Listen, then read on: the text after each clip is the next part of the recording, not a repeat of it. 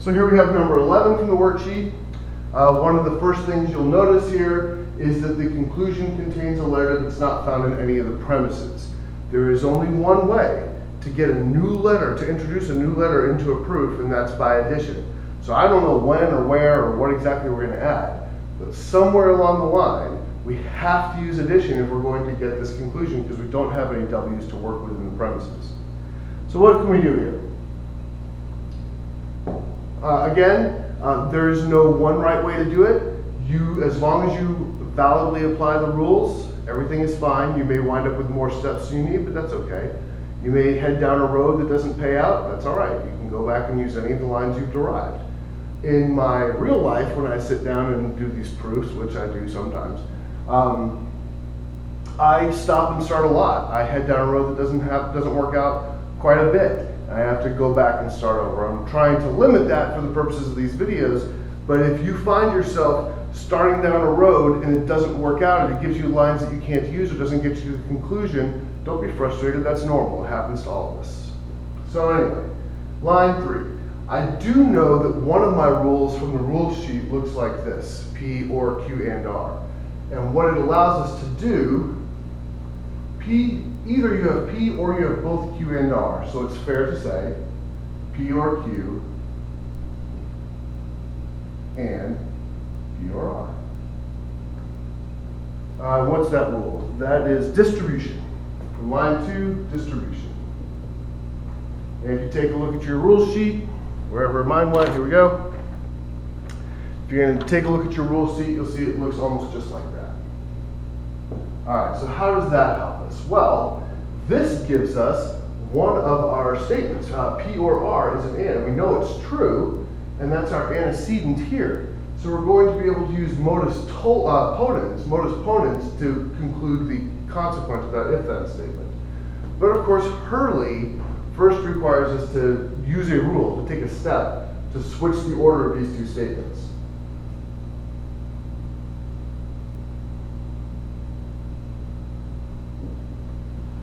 All we've done is change the order of those. And that rule, the one rule that allows us to just change the order of letters, either in an or statement or an and statement, is commutativity.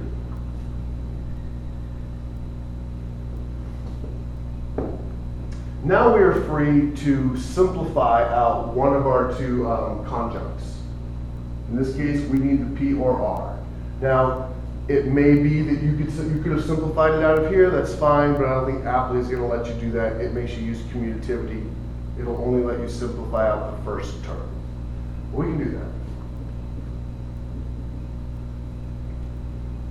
All right, now that we have that by itself, remember what we were trying to do was set up a modus ponens.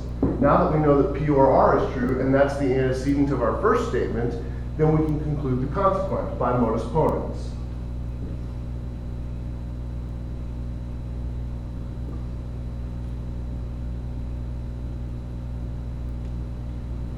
So far, so good. Line 5 gave us the antecedent, and so by putting them together with our very first rule, modus ponens, we were able to conclude the consequent there. So let's keep this. We're getting better. If you're getting more familiar with De Morgan's, you may notice here that not S or not T is the same as not both S and T. You may not know which one you don't have. All you know is you don't have both of them at the same time. That's good. That's kind of what we want. We've got part of our conclusion already settled. We just need to get this W going. So we're going to add W here. Take line 6 and add to it W. Recall that adding is when you get to add an or. You don't get to add with an and. Addition sounds like and, but not logically speaking. The truth function is if you know this is true, then you can say or anything. In this case, we wanted to say or W. So we got that just from 6 by good old addition. Okay, now once again, by commutativity, we have all the letters we need for our conclusion, but they're in the wrong order. They're stuck in or statements. We need if then, and there's some steps we have to take, but the first thing we have to do is get this W out front, because that's how it shows up in the conclusion. Remember, all we're doing in this next step is changing the order, just like we did commutativity here in line 4. So we're not going to change any of the signs. Just W or not S, or not T.